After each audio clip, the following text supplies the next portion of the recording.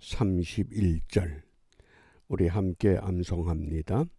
오직 여호와를 앙망하는 자는 새 힘을 얻으리니 독수리의 날개치며 올라감 같을 것이요 다름박질하여도 곤비치 아니하겠고 걸어가도 피곤치 아니하리로다. 아멘.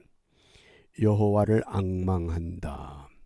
오직 하나님의 도움만을 간절히 사모하는 것을 말합니다. 세상은 우리에게 평안을 주질 않지만 하나님은 이 거친 세상에 몸담고 있는 우리들에게 앙망하는 자를 위해서 하늘의 평강을 항상 예비해 놓으셨습니다. 오늘도 그 평안을 사모하며 오늘 읽어야 할 말씀이 에스더서 4장부터 7장입니다. 4장에서는 유다인을 전부 죽이기로 결정한 문서 때문에 모르드게가 결단을 합니다. 그리고 이 5장에서는 모르드게의 제안에 의해서 에스더가 또한 결단을 합니다. 그리고 6장에서는 모르드게가 결국은 영광을 얻게 되고 7장에서 유다인들을 몰살시키고자 했던 하만이 오히려 몰락하는 이러한 내용을 오늘 우리에게 소개하고 있습니다. 이 맥락 속에서 유대인들이 명절로 정하고 지키는 이 부림절이라고 하는 부르라고 하는 이 제비를 뽑는다. 그 단어에서 부림절이라고 하는 이 절기가 유래가 됩니다. 그러면 이 유다인이 전부 멸절당할 위기 가운데서 어떻게 이 위기를 돌파할 수 있었는가? 그것이 오늘 에스더서 4장 8절입니다. 또 유다인을 진멸하라고 수산궁에서 내린 조서 초본을 하닥에게 주어 에스더에게 베어 알게 하고 또 저에게 부탁하여 왕에게 나아가서 그 앞에서 자기의 민족을 위하여 간절히 구하라 하니, 아직까지 에스더가 유대인인 것을 왕은 모르고 있습니다. 그런데 하만이라고 하는 사람에 의해서 유대인을 전부 몰살시키고자 하는 왕의 어명이 찍힌 공문서가 하달이 됐습니다. 이제 유대 민족의 절대 위기 가운데서 모르드게가 굵은 베옷을 입고 울부짖습니다. 결국은 모르드게를 통해서 에스더에게 유다인에 대한 이 몰살 계획을 알게 되고 에스더에게 깨우칩니다. 민족을 위하여 간절히 구하라. 여기 간절히 히브리 단어에 바카시 그러는데 이 바카시라고 하는 것은 쉬지 않고 부지런히 그런 뜻입니다. 무엇 때문에? 이제 이 공문서대로 하면 수일 내에 모든 유대인들이 다 몰살당할 위기입니다. 그러니까 민족을 위하여 간절히 구하라. 그런데 아무리 기도한다고 이 문제가 해결되느냐? 그러니까 이 에스더가 두 가지 결단을 하게 됩니다. 그 첫 번째가 금식입니다. 에스더 4장 3절에 보면 왕의 조명이 각도에 이름에 유다인이 크게 애통하여 금식하며 고급하며 부르짖고 굵은 베를 입고 죄에 누운 자가 무수하더라. 바벨론의 포로가 돼서 포로 생활하는 것도 억울한 판에 이 권력이 바뀌면서 이제 이 바사 왕의 지배하에 놓여 있던 이 포로들이 결국은 모두 유다인을 멸절하라고 하는 왕의 직인이 찍힌 공문서가 각 지방에 다 하달이 됐습니다. 그러니까 그 공문서를 보고 유대인들은 크게 애통하면서, 여기 보면 금식하고 고급하고, 이 고급은 뭡니까? 목을 놓아 우는 걸 말합니다. 그리고 부르짖고. 예? 이 금식을 어떻게 해야 되느냐? 금식하는 방법이 자기를 괴롭히는 것이다. 레위기 16장에서 그렇게 정의했습니다. 무엇 때문에? 민족의 말살의 위기를 놓고, 그러니까 모르드게는 에스더에게 너는 왕의 부인이 되었다고, 네가 유대인이라고 너는 살아남을 줄 아냐? 만일 네가 외치지 않으면 하나님은 다른 방법으로 반드시 우리를 구원해 주셔. 그러니까 이 에스더가 결단하는 겁니다. 왜? 왕이 부르지도 않는데 함부로 왕 앞에 나가면 왕이 마음대로 죽일 수 있습니다. 그런데 에스더가 왕의 부름을 받지 못한 때가 벌써 30일이 지났다고 하는 겁니다. 내가 지금 내 형편도 이 지경인데, 그런데도 결국은 에스더가 어떻게 합니까? 4장 16절입니다. 당신은 가서 수산에 있는 유다인을 다 모으고 나를 위하여 금식하되, 이제 내가 결단하겠습니다. 왕이 나를 부르지 않았지만은 내가 작정하고 왕 앞에 갈 겁니다. 그냥은 나가지 못하겠고, 나를 위해서 모든 유대인들이 금식하세요. 또 밤낮 3일을 먹지도 말고 마시지도 마소서. 나도 나의 시녀로 더불어 이렇게 금식한 후에, 나도 금식하고, 그 다음이 중요합니다. 규례를 어기고 왕에게 나아갈 것입니다. 규례가 뭡니까? 왕이 왕후를 불러오라. 왕의 명령이 없으면 왕후라도 왕 앞에 나가지를 못합니다. 그런데 이런 왕의 규례를 내가 어기고 왕 앞에 가겠습니다. 왜?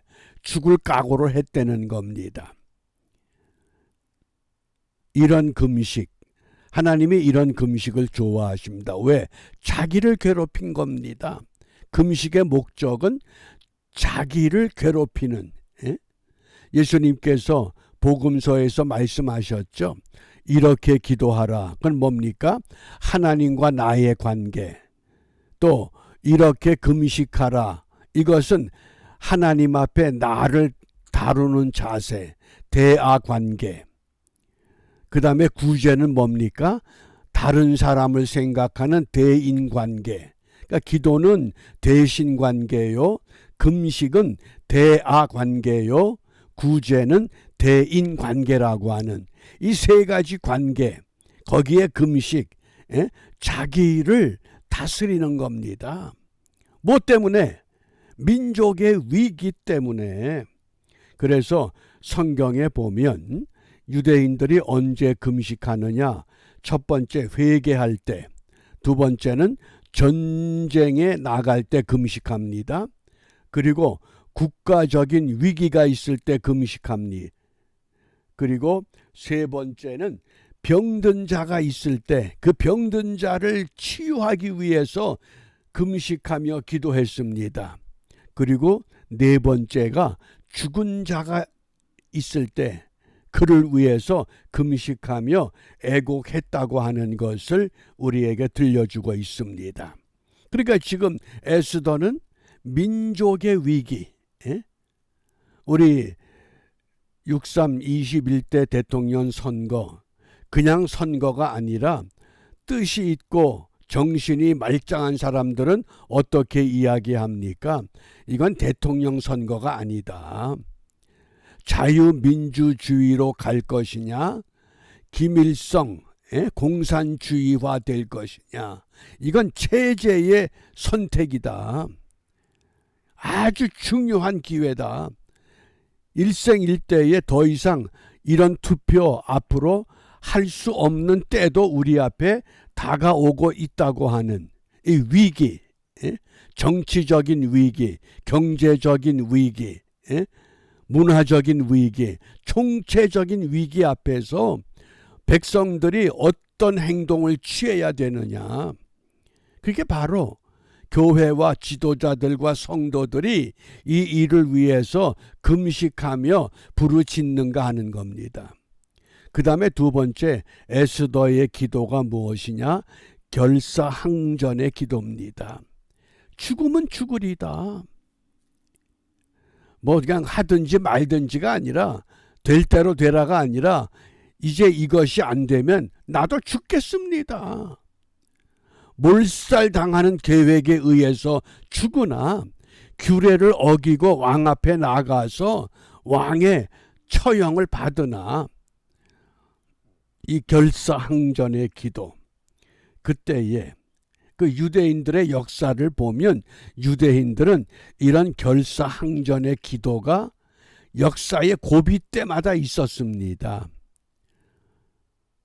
우리 근자에는 6.1 전쟁을 통해서 미국에 유학 와 있던 모든 이스라엘 학생들 전부 나라의 위기를 위해서 전쟁에 참여했다고 하는 이야기를 우리가 들었습니다.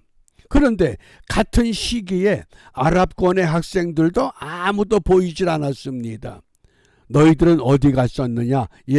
전쟁터에 나오라 그럴까봐 모두 숨었습니다. 그 차이입니다.